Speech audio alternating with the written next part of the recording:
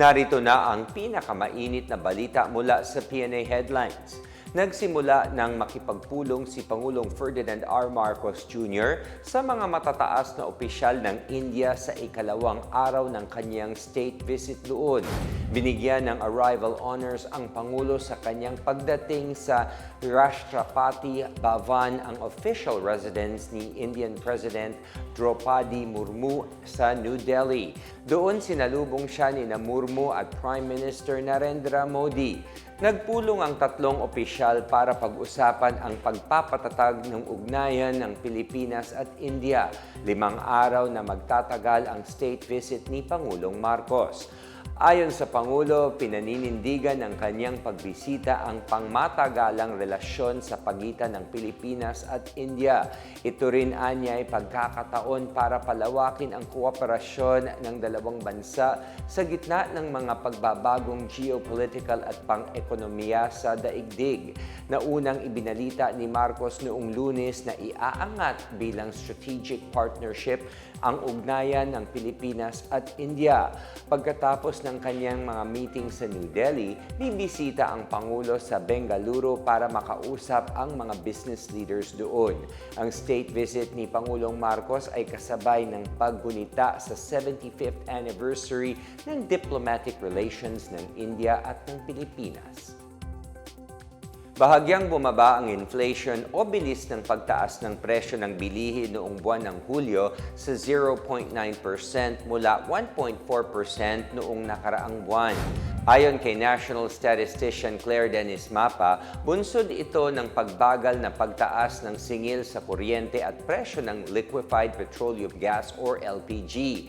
Nakakapagpabagal din anya sa inflation ang mabagal na galaw ng presyo ng non-alcoholic beverages, fuel at pagkain, partikular ang bigas, gulay, root crops at saging. Dahil dito, umabot ang average inflation rate sa unang 7 buwan ng 2025 sa 1.7% ng mas mababa sa target ng gobyerno na 2 to 4%. Ito ang pinakamababang inflation rate na naitala mula sa 0.6% noong October 2019. Bago ito, binabaan ng gobyerno ang taripa sa rice import sa 15% bilang tugon sa pagtaas ng presyo ng bigas sa merkado. Naapektuhan rin ng mga nakaraang bagyo at mga epekto ng African swine fever sa baboy, pagtaas ng demand para sa manok at pagtaas ng presyo ng isda. Samantala, bumaba ang overall inflation rate para sa bottom 30% income group o mga kabahayan napakababa ng sinahod sa negative 0.8% noong Hulyo. Ayon kay Department of Economy, Planning and Development Secretary Arsenio Balisacan, patunay ang pagbaba ng inflation at ng presyo ng bigas na gumagana ang mga hakbang ng gobyerno para mapagaan ang gastusin ng mga Pinoy.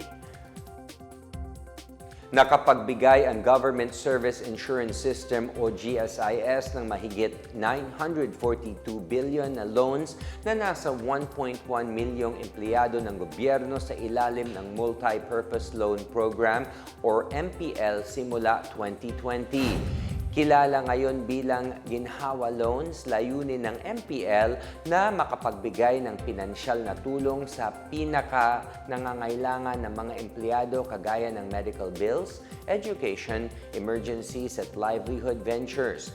Ayon kay GSIS Officer in Charge Juliet Bautista, ang paglalabas ng loan ay nagbibigay diin sa pangako ng ahensya na susuportahan ang kapakanan ng mga miyembro nito. Ang Ginhawa Loan ay nag-o-offer ng 3 variant na may pinagandang patakaran at mabilis na proseso.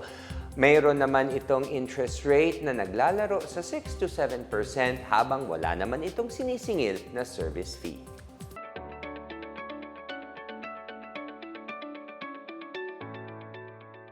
At sa balitang pangkalakalan, nagbigay ng tulong pangkabuhayan ang Department of Labor and Employment sa mga magsasakang organisasyon at lokal na negosyante sa Bicol.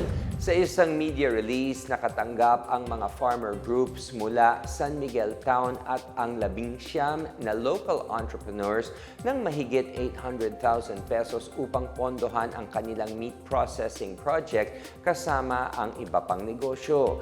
Kabilang sa kabuhayan na ito ang carpentry, fish vending, laundry services, nail care services, vulcanizing, car washing, barber shops at automotive services. Nagpakita ng suporta sa mga benepisyaryo si Dole Bicol Assistant Regional Director Nepomuceno Liaño II at hinikayat ang mga ito na palakasin ang kanilang kabuhayan bilang paraan upang maiangat sila sa kahirapan. Dagdag pa ni Liaño, ang livelihood package ay hindi lang basta tulong kundi responsibilidad na kailangan alagaan at palaguin. Samantala, inaasahang magbibigay trabaho at magpapalakas ng ekonomiya sa Calabarzon ang Luzon International Container Terminal or LICT kapag naging operational na ito sa 2028 ayon kay Transportation Secretary Vince Dizon. Alinsunod ito sa direktiba ni Pangulong Ferdinand R. Marcos Jr. na hikayatin ang pakikipagkalakalan sa mga rehiyon at pagandahin ang supply chain sa bansa.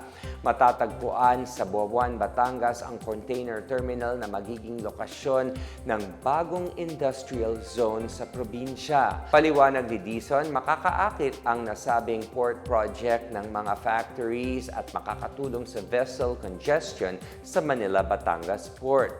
Nakadisenyo rin ang terminal upang makapag-accommodate ng nasa 2 million 20-foot equivalent units per year. Inaasahang matatayo ang LICT bago matapos ang 2027 at maging operational naman sa unang bahagi ng 2028. At yan ang pinakabago at pinakamainit na balita sa mga oras na ito, hatid sa inyo ng PNA Headlines. Para sa iba pang mga balita at impormasyon, bisitahin lamang ang aming website pna.gov.ph o ang aming Facebook at X account na Philippine News Agency. Mapapanood din ang PNA Headlines sa pamamagitan ng link sa website ng News and Information Bureau sa ilalim ng PNA News at sa YouTube account ng Philippine News Agency. Ako po si William Theo, ito ang PNA Headlines, naghahatid ng mga balitang nagbubuklod sa bagong Pilipinas.